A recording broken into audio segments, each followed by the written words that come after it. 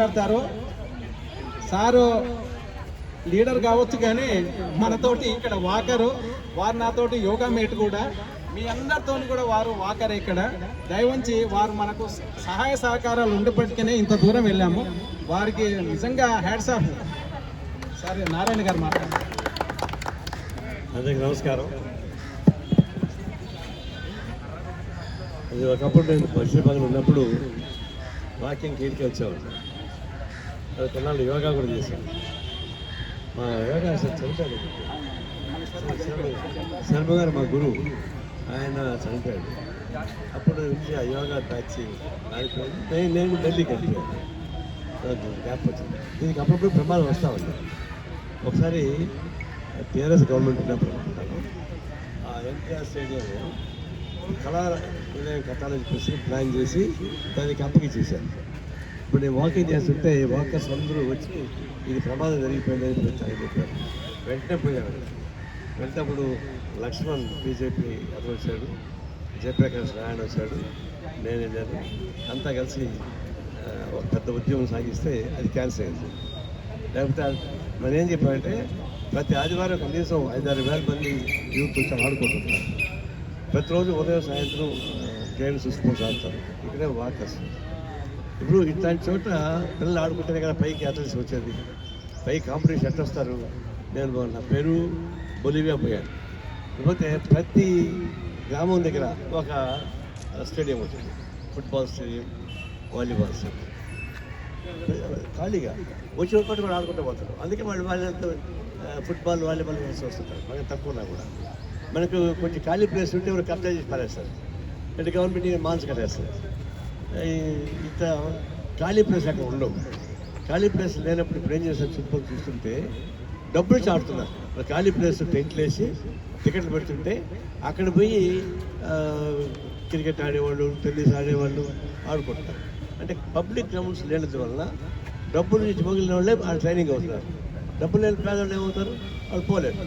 అంటే పేదవాళ్ళు కూడా స్పోర్ట్స్ గేమ్స్ రావాలి.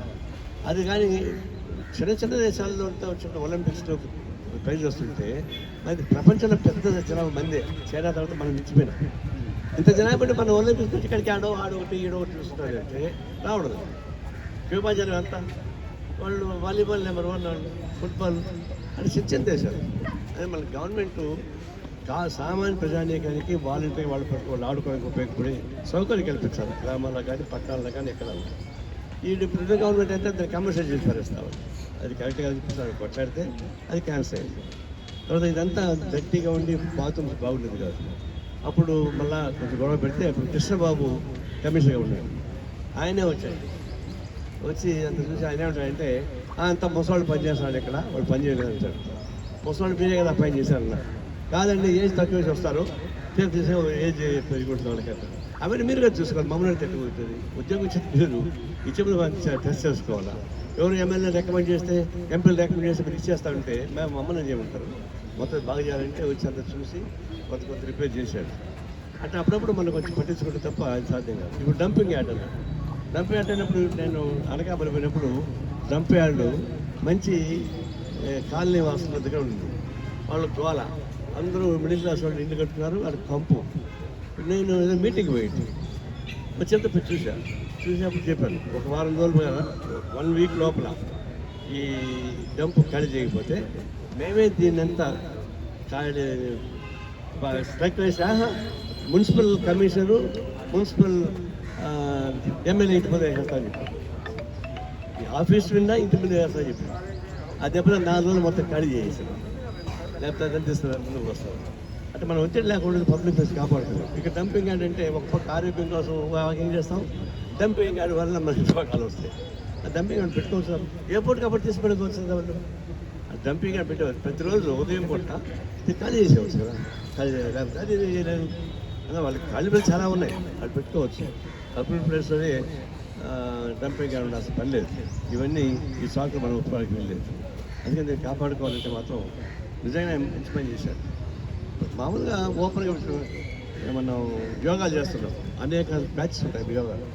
చెట్టు కింద కూర్చొని యోగా చేసుకుంటే పట్టుకొని పోతాం. అంతేకాదు యోగా కోసం టెంట్ వేసి షెట్లు వేసి పెట్టుకొని బదిపెడితే ఎవరు పని కంప్లీట్ చేస్తాం. మేమంతా యోగా చేసేవాళ్ళమే, చాలా బ్యాచ్ ఉంటాయి యోగా దగ్గర. అందులో స్పోర్ట్స్ గేమ్స్ ఆడుకోవచ్చు కాదు, అక్కడ ఉందనుకో అది వేరు. ఓపెన్ ప్లేస్ కాకుండా ఆకుపోయి పై ఇంకో ప్రమాదం ఏంటంటే ఎమ్మెల్యే నిధులు ఆ ఏరియా డెవలప్మెంట్ కోసం ఇస్తారు. ఎంపీ నిధులు, ఎమ్మెల్యే నిధులు ఆ ఏరియా డెవలప్మెంట్ కోసం ఇస్తారు.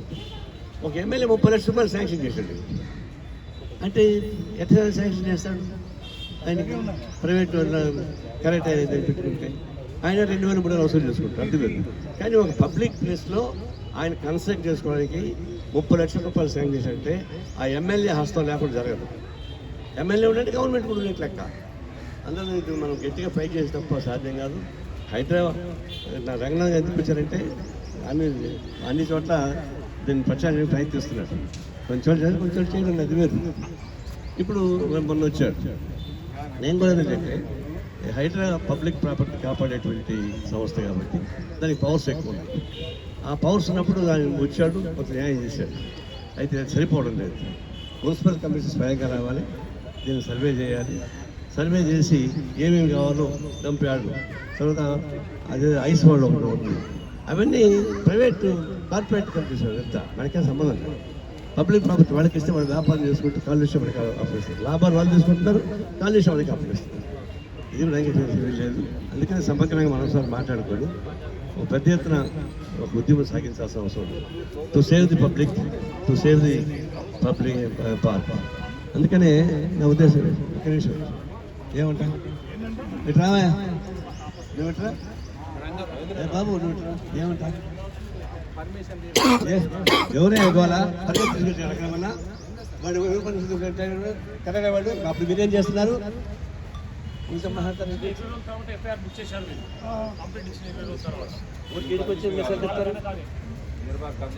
మేము పబ్లిక్ పని కాపాడుతాం. మేము వస్తుంటే మాకు అర్థం చేస్తారు మీరు వాద్యాలకు పోరా. ఇప్పుడు నా ఉద్దేశం ఏంటంటే నేను కాపాడుకోవాలంటే మనం టైం పెట్టుకున్నాం, ఒక సండే పెట్టుకున్నాం, ఇక్కడ ఒక ధర పెడతాం. Some hundreds of the people minimum demands, పెద్ద డిమాండ్స్ మనకు అక్కడ మినిమం డిమాండ్స్. ఇది పరిష్కారం చేస్తే తప్ప మేము ఒప్పుకోవాలనిపిస్తుంది. ఫస్ట్ అది అప్పుడు కూడా రిజిస్టర్ కాకపోతే చలో కమిషన్ కార్పొరేషన్ ఆఫీస్కి పోవాలి సార్. అక్కడ మీద ఆడ కూర్చోవచ్చు, అక్కడ కూర్చోవచ్చు, అక్కడ కూర్చోవడానికి కుదరదు. ఇట్లా 2 ప్లాన్స్ ముందు అనుకున్నాం. ఈ డేట్ ఒకటి అనుకున్నాం. ఇక్కడ ఎత్తున ఎక్కువ చెట్టుగా చేస్తాం. మేము కూడా సపోర్ట్ చేస్తాం, మా పార్టీకి చేస్తాం. మా హైదరాబాద్ సిటీ సెక్రటరీ కూడా జాబీ ఇక్కడే ఉన్నాడు దగ్గర. నేను వస్తాడు, మిగతా అందరూ వస్తారు. దీన్ని రాజకీయ పని చేయాల్సిన పని లేదు కానీ to save the public, to save the park, to save the public property. దానికోసం తప్పనిసరిగా అర్థం చేస్తాను. నేను ముందే అప్పీల్ చేశాను. ముందు మీరంతా మాట్లాడే తర్వాత మాట్లాడాను. అప్పుడు మీరు లేదు. నాకు 70 సంవత్సరాల వయసు. నేను నా పేరు ప్రసాద్. నాకు 70 సంవత్సరాల వయసు. తెల్లారి 5 గంటలకు వస్తాను. యోగా చేస్తున్నారు, వాకింగ్ చేస్తున్నారు, చిన్న పెద్ద చేస్తున్నారు. కానీ వాకింగ్ చేసుకున్న వాళ్ళకి యోగా చేసిన చాలా ఇబ్బంది కలుగుతుంది. ఏం చేద్దంటే వాళ్ళు చెత్త అంతా తుడిచి కుప్పలు చేస్తున్నారు. పల్లెటూరులో చూడండి, పేడగా కుప్పలు ఎలాగేస్తారో అలాగే ఉంచేస్తారు. ఆ మౌనికాన్ని ఆవిడని అడిగితే రోజుకి 2 సార్లు వస్తున్నారు. ఇప్పటికి వచ్చి 4 రోజుల నుంచి తీయలేదు. ఎక్కడ పడితే అక్కడ కుప్పలు ఉన్నాయి. యోగా చేసిన వాళ్ళకి ఏ మూలంకి ఏ పాము వస్తుందో తెలియదు. వాకింగ్ చేసిన వాళ్ళకి ఏ మూలంకి ఏ పాము వస్తుందో తెలియదు. మేము సెలవులను ఉన్ని దీన్ని బట్టి లైఫ్ వేసుకొని వాకింగ్ చేయవలసి వస్తుంది. ఎవరు యాక్షన్ తీసుకోవటం లేదు. నెక్స్ట్ అక్కడ ఓపెన్ జిమ్ ఒకటి పెట్టారు. ఓపెన్ జిమ్ గురించి ఎంతోమందితో మేము రిపోర్ట్ చేసినా సరే దానికి యాక్షన్ లేదు. ఆఖరికి ఏటైందంటే అక్కడికి ఉన్న వాళ్ళందరూ ఒక 500, 1000 రూపాయలు ఇచ్చిన వాళ్ళు ఇచ్చారు. అందరూ డబ్బులు కూడా వేసుకొని కొన్ని రిపేర్లు చేయించాం. దాని గురించి కూడా కింద నుంచి మీద వరకు వెళ్ళా సరే నాకు సంబంధం నా పై అధికారి, ఆ పై అధికారి ఆఖరికి చేతులు ఎక్కించారు. ఇంతకీ ఏమీ చేయటం లేదు. పార్కు కూడా క్లీన్గా ఉండటం లేదు. దాని మీద మీరు యాక్షన్ తీసుకుంటే మేము ఇక్కడ ఉన్న వాళ్ళందరూ ఇచ్చేస్తాం. ఇప్పుడు వాటర్ తాలూకు అన్నీ పెట్టారు, చిన్న చిన్న ట్యాంకులు అట్లా, కానీ అందులోనే 2 అట్లకే వస్తున్నాయి, మిగతా 3 అట్లకే రావట్లేదు. ఏమంటే రిపేర్ వాటర్ ప్రాబ్లం కూడా ఉంటుంది. ఇంకా ఇంటి దగ్గర నుంచి నేను తెచ్చుకుంటాను, 2 బాటిల్ తెచ్చుకుంటాను. నేను 2 బాటిల్ తాగేసి ఉంటాను. 70 సంవత్సరాల వయసులో నాకు ఎవరేది ఇచ్చేది, ఏం వస్తుందో నాకే తెలియదు, ఇంకా పబ్లిక్ ఏం తెలుస్తుంది. ఏమీ కూడా ఇక్కడ ఎవరు కూడా యాక్షన్ తీసుకోవట్లేదు, ఏ అధికారులు కూడా యాక్షన్ తీసుకోవట్లేదు.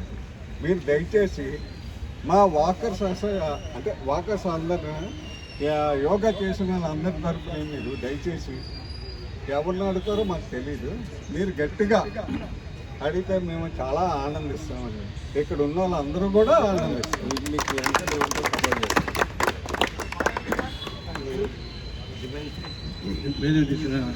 వచ్చినటువంటి సమస్య మొత్తం ప్రాబ్లెట్ చేయాలి. అందుకే గుర్తింపు కొరకు అక్కడ మినిమం మనకి కావాల్సిన అనుకుని డిమాండ్ క్యాల్కులేట్ చేసి ఒక కరపత్రం వేసి అందరికీ వచ్చే వాళ్ళకి కన్సెంట్ ఒక డేట్ ఇట్లా అనుకొని ఒక ధర్నా డేట్ ఇట్లా పెట్టుకుని అదైన తర్వాత మిగతా యాక్షన్ ప్రొడ్యూస్ చేద్దాం. కమిషన్ నెక్స్ట్ ఇప్పుడే కమిషన్ సెలవు కమిషన్ అయితే ఆడికే పోయి కూర్చుంటాం. ఫస్ట్ ఇయర్ చేద్దాం, ఆ స్పందించకపోతే అక్కడికే పోతాం, ఆడే కూర్చుంటాం. దాన్ని బట్టి మనం ఈ ప్రభుత్వాన్ని ఒత్తిడి చేయకుండా పోతే పబ్లిక్ ప్రాపర్టీ సేవ్ కాదు. మనం కళ్ళు మూసుకుంటే ప్రభుత్వం ప్రైవేట్కి ఇచ్చేస్తారు. ఇక్కడ చిల్లర వస్తారు కదా, వాళ్ళు తీస్తే మనకి ఇస్తే వస్తుంది, మనకి చేస్తారు వాళ్ళు. మనం గట్టిగా లేకపోతే దీన్ని సేవ్ చేయలేము. గతంలో కూడా ఎప్పుడు ప్రమాదం వస్తే అప్పుడు అంతా దీన్ని నిలబడ్డాం కాబట్టి అమ్మ నిలబడలేదు. ఇప్పుడు మళ్ళీ వస్తుంది ప్రమాదం, మళ్ళీ నేను నిలబడతాను. నేను తప్పనిసరిగా నేను ఏదో పొలిటికల్ లీడర్గా కాకుండా నేను ఉన్నది వాక్మెట్ యోగా చేశాను. నాకు మోరల్ రైట్ ఉంది, నేను తిరిగాను కాబట్టి. అందువల్ల చాలామంది గ్రూప్ 1 ప్రిపేర్ అయ్యారు, చాలామంది ఇక్కడే నాకు కలిసిపోయారు. కొన్ని 100 మంది ఉంటారు ఇక్కడ వాకింగ్ వస్తూ చదువుకుంటున్నారు. అట్లాంటి మంచి ప్లేస్ని కాపాడుకోవాల్సిన అవసరం ఉంటుంది. తప్పనిసరిగా అందరం కలిసి గట్టిగా